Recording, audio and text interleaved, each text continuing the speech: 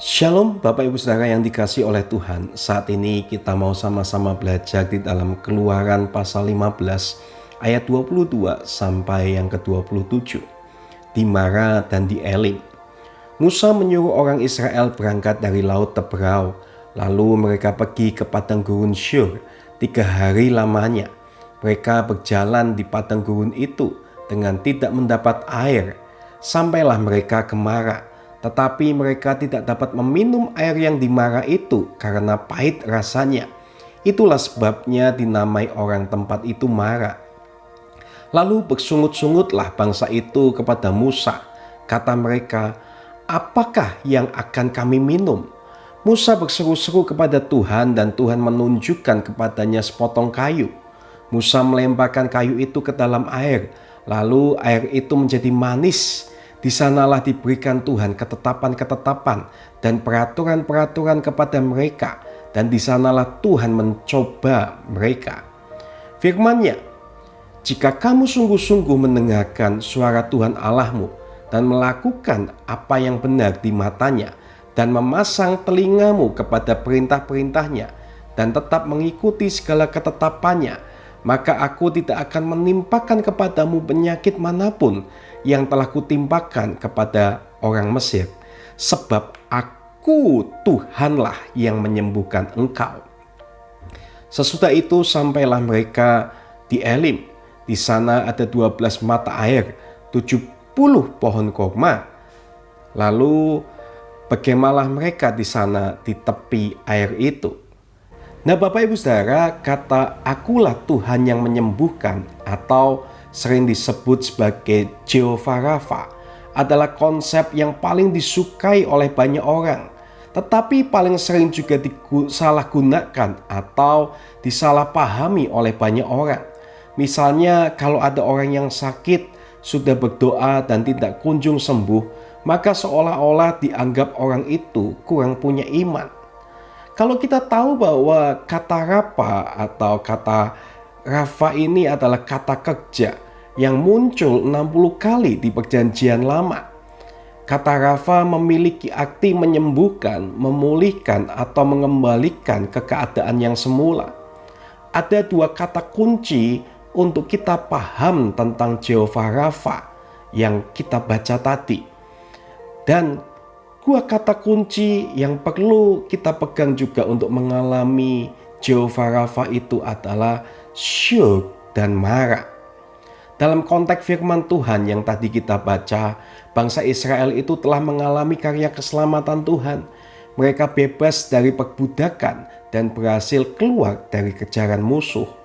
Setelah itu Tuhan membuat bangsa Israel masuk ke padang Syur. Syur itu berarti tembok.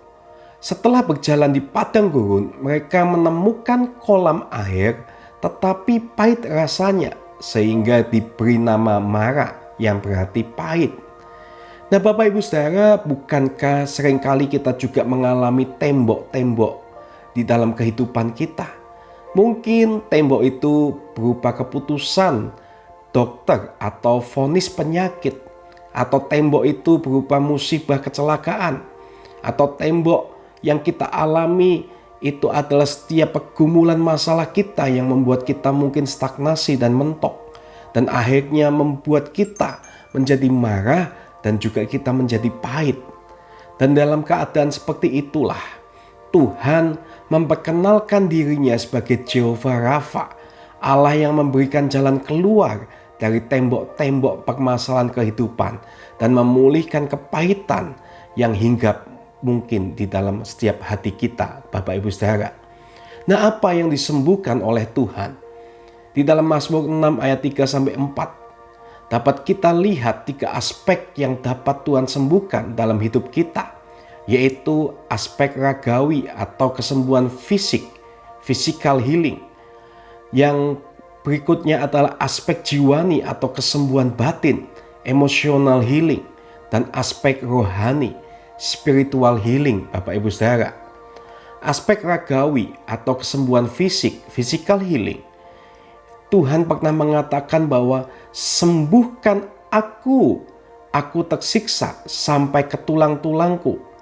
Banyak sekali kisah Tuhan Yesus menyembuhkan sakit fisik, pendarahan, kusta, tuli, bisu, dan semuanya. Saat ini masih banyak penyakit yang belum bisa disembuhkan, tetapi Yesus dapat menyembuhkannya, Bapak Ibu Saudara. Dan yang kemudian aspek jiwani atau kesembuhan batin, emotional healing. Firman Tuhan mengatakan, "Kasihilah aku Tuhan, sebab aku tak ada lagi kekuatanku." Pemazmur waktu itu kehilangan semangatnya, tapi Tuhan mampu dan sanggup menyembuhkan keadaan batin kita yang mungkin terpuruk seperti kesepian, kehilangan, mengalami kesedihan dan yang lainnya. Dan berikutnya Bapak Ibu Saudara, aspek rohani atau spiritual healing yang Tuhan bisa lakukan. Firman Tuhan pernah mengatakan juga, "Rohku sangat menderita." Aspek rohani sangat erat hubungannya dengan dosa. Karena itulah Yesus datang ke dunia untuk menebus dosa kita. Yang paling penting dari ketiga aspek ini adalah aspek rohani. Itulah sebabnya teologi kesembuhan yang alkitabiah, kesembuhan fisik, tidak boleh dilepaskan untuk membawa orang mengenal Kristus, Bapak Ibu Saudara. Lalu bagaimana kita disembuhkan oleh Tuhan? Ada dua langkah untuk kita mengalami kesembuhan itu, Bapak Ibu Saudara. Yang pertama, kita harus mengaku kebutuhan dan ketidakberdayaan kita kepada Tuhan melalui doa. Namun jangan salah paham, bukan berarti kita tidak boleh ke dokter. Tuhan mau atau dapat menyembuhkan kita melalui dokter dan obat-obatan juga, Bapak Ibu Saudara. Masih ingatkah Anda mungkin kisah di Mara yang tadi kita baca? Air yang pahit itu baru dapat diminum setelah dilemparkan sebuah kayu ke dalam kolam itu, Bapak Ibu Saudara. Terkadang Tuhan memakai juga beberapa hal lain di dalam kesembuhannya. Yang kedua, kita harus meyakini dan menghayati terus karya salib bagi diri kita sendiri. Rencana Tuhan tidak selalu kesembuhan fisik saja, Bapak Ibu Saudara. Paulus pun mengalami sakit fisik yang dia sebut sebagai duri dalam daging. Tetapi Tuhan tidak menyembuhkannya karena Tuhan memiliki rencana atas Paulus, Bapak Ibu Saudara. Orang yang selalu dekat dan bergantung kepada Kristus akan selalu puas dengan kondisinya, Bapak Ibu Saudara. Saat ini yang paling penting Bapak Ibu Saudara, bagaimana Anda juga mengalami kesembuhan secara spiritual. Saat ini kalau Anda mungkin mengalami sakit penyakit secara raga atau secara tubuh, minta kepada Tuhan untuk sembuhkan. Dan kalau mungkin Anda punya penyakit secara jiwa, minta Tuhan untuk menyembuhkan.